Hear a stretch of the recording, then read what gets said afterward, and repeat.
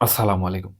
অন্তর্বর্তীকালীন সরকার গঠিত হওয়ার পর থেকে কিন্তু বাংলাদেশের রাজনীতিতে সবথেকে গুরুত্বপূর্ণ যে বিষয় বা যেটি সবথেকে বেশি আলোচিত হচ্ছে সেটি সাধারণত জাতীয় নির্বাচন।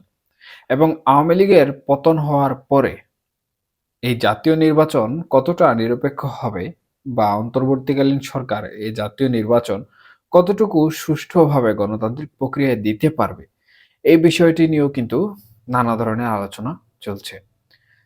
তবে সবথেকে গুরুত্বপূর্ণ যে বিষয় সেটি হচ্ছে অন্তর্বর্তীকালীন সরকার প্রকৃতপক্ষে নির্বাচন নিয়ে বিভিন্ন সময়ে বিভিন্ন ধরনের কথাবার্তা বলে এসেছে। কখনো বলেছে ২০২৬ সনে নির্বাচন দিবে, আবার কখনো বলছে ২০২৫ সনের ডিসেম্বর মাসে নির্বাচন দিয়ে দিবে। তবে ২০২৫ সনে জাতীয় নির্বাচন দেয়ার পূর্বে অন্তর্বর্তীকালীন সরকার কিন্তু বিভিন্নভাবে সংস্কার কমিশনের মাধ্যমে এবং তাদের উপদেষ্টা মণ্ডলী যারা রয়েছেন তাদের মাধ্যমে জানান দিয়েছে যে স্থানীয় সরকার নির্বাচন সবথেকে গুরুত্বপূর্ণ এবং স্থানীয় সরকার নির্বাচনের প্রতি তাদের গুরুত্ব আরোপ বেশি। প্রকৃতপক্ষে তারা জাতীয় নির্বাচনের পূর্বে স্থানীয় নির্বাচনটি দিতে যাচ্ছেন। যেহেতু অন্তর্বর্তীকালীন সরকার গঠিত হওয়ার পরে কিন্তু বাংলাদেশের উপজেলা সমূহে যারা জনপ্রতিনিধি ছিলেন, সিটি কর্পোরেশনে যারা জনপ্রতিনিধি ছিলেন, তাদেরকে কিন্তু পরিবর্তন করা হয়েছে বা তাদের কার্যক্রম স্থগিত করা হয়েছে। স্থগিত করে এখন পর্যন্ত কিন্তু সেখানে সেই সকল মেয়র বা সেই সকল উপজেলা পরিষদের চেয়ারম্যানরা কিন্তু দায়িত্বে নেই এবং তাদের পরিবর্তে সাধারণত প্রশাসক নিয়োগের মাধ্যমে, অর্থাৎ প্রশাসনিক কাঠামো যেটাকে বলা হয়, সেই প্রশাসনিক কাঠামোর মাধ্যমে কিন্তু উপজেলাগুলো চলছে এবং সিটি কর্পোরেশনগুলো চলছে। সেই হিসাবে অন্তর্বর্তীকালীন সরকার চাচ্ছে প্রকৃতপক্ষে যে স্থানীয় সরকারের আওতাধীন যে সকল নির্বাচন সমূহ রয়েছে সেগুলো প্রকৃতপক্ষে দেওয়ার জন্য। এখন এই স্থানীয় সরকার নির্বাচনে প্রকৃতপক্ষে লাভবান কারা হবে? অনেকে বলছেন আওয়ামী লীগ প্রকৃতপক্ষে লাভবান হবে। তবে লাভবান হওয়ার পাল্লাটি এখানে আওয়ামী লীগের না হয়েও জামাতে ইসলাম কিংবা বিএনপির হতে পারে। তবে সাধারণত যে বিষয়টি এখানে গুরুত্ব পাচ্ছে সেটি হচ্ছে আওয়ামী লীগের ঘুরে দাঁড়ানোর একটি সুযোগ আসবে।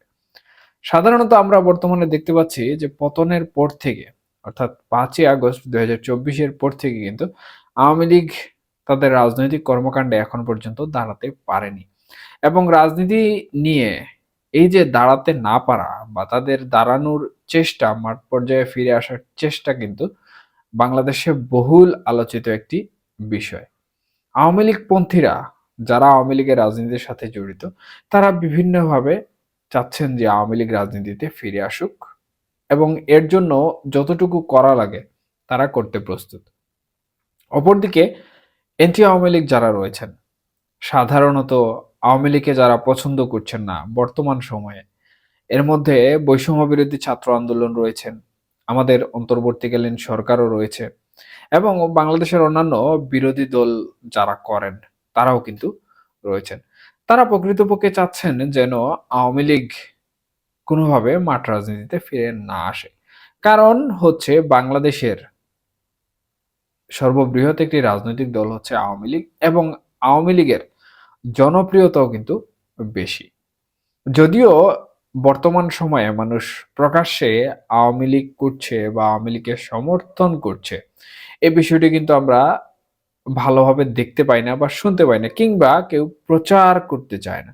তবে প্রকৃতপক্ষে এই যে জনসমর্থক যারা রয়েছেন আওয়ামী লীগের, তারা কিন্তু প্রকৃতপক্ষে মৌন জনমত যেটি রয়েছে, তাদের মনস্তাত্ত্বিক জনসমর্থক যেটি রয়েছে, সেটি কিন্তু তারা নিয়ে রেখেছেন। এবং যে সকল জনমত জরিপ সমূহ আমরা দেখতে পাচ্ছি তাতে অনলাইনে আওয়ামী লীগের প্রতি মানুষের জনপ্রিয়তা কিন্তু এইসব জনমত জরিপে বেশি লক্ষ্য করা যাচ্ছে। তবে আমি এই জনমত জরিপের দিকে যাচ্ছি না। সাধারণত যে বিষয়টি বলতে চাচ্ছি সেই বিষয়টি হচ্ছে এই যে আওয়ামী লীগের ঘুরে দাঁড়ানোর একটি পথ, সেই ঘুরে দাঁড়ানোর পথ হতে পারে আসন্ন স্থানীয় নির্বাচন। এখন প্রকৃতপক্ষে অন্তর্বর্তীকালীন সরকার আসলে জাতীয় নির্বাচন না দিয়ে যদি স্থানীয় নির্বাচন দিয়ে দেয়, তাহলে আওয়ামী লীগ কিভাবে ঘুরে দাঁড়াবে? এই নিয়ে কিন্তু প্রশ্ন ওঠা শুরু হয়েছে। এবং যারা বিচার বিশ্লেষণ করে থাকেন এবং রাজনৈতিক এই সকল বিভিন্ন বিষয় নিয়ে সাধারণত আলোচনা করে থাকেন, তাদের মধ্য থেকে অনেকেই কিন্তু এই বিষয়টি গুরুত্ব সহকারে আলোচনা করেছেন। আমার দৃষ্টিতে যেটি মনে হয়, ডিসেম্বরে যদি জাতীয় নির্বাচন দেয়ার কথা হয় বা কথা চলে, কিংবা জাতীয় নির্বাচন দেওয়ার প্রস্তুতি গ্রহণ করা হয়, এর পূর্বে যদি সাধারণত স্থানীয় নির্বাচন দেয়ার প্রস্তুতি গ্রহণ করা হয়, তাহলে ডিসেম্বরে জাতীয় নির্বাচন দেয়া সম্ভব হবে না। প্রকৃতপক্ষে এখানে জাতীয় নির্বাচন বিলম্বিত হবে।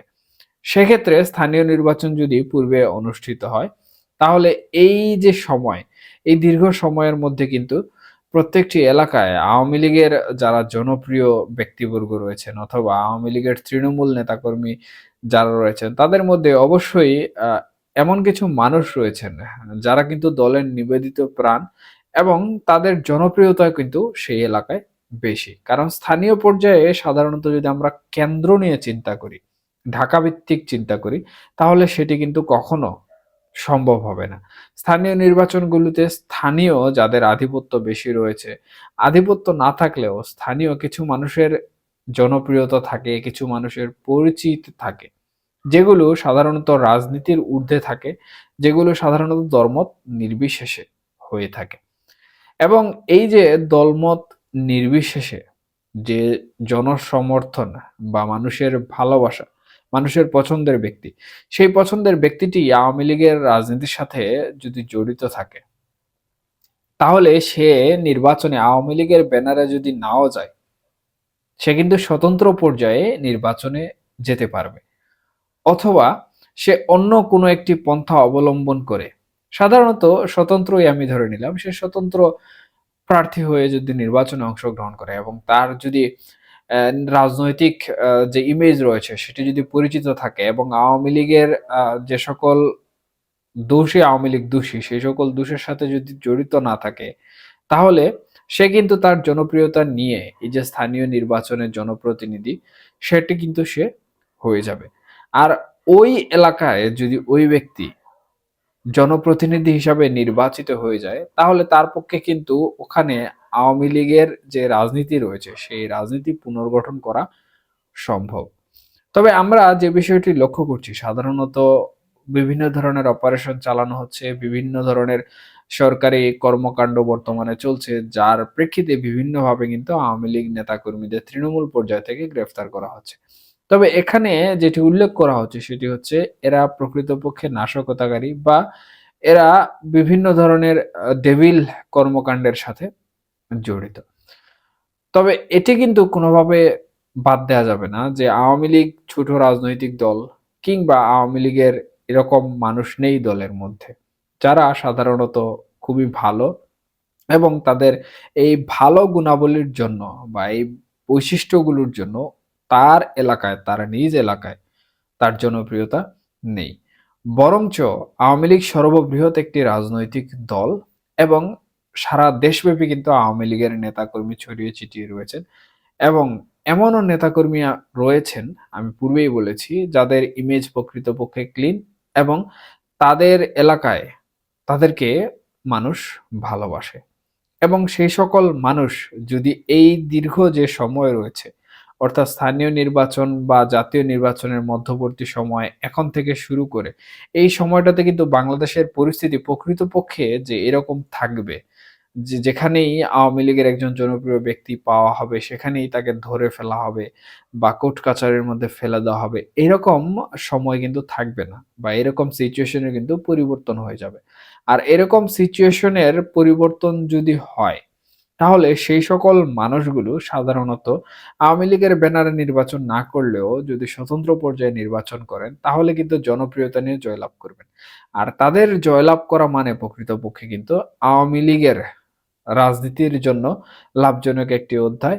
এবং এর মাধ্যমে বা এই জনপ্রিয়তা এবং এই জনপ্রতিনিধিদের হাত ধরেই কিন্তু আওয়ামী লীগ পুনর্গঠিত হয়ে প্রত্যেকটি উপজেলায় বা স্থানীয় পর্যায়ে, যেটাকে তৃণমূল পর্যায়ে বলা হয়, সেই তৃণমূল পর্যায়ে কিন্তু আওয়ামী লীগ জাগ্রত হওয়ার সুযোগ পাবে, মাথা তুলে তাড়ানোর সুযোগ পাবে।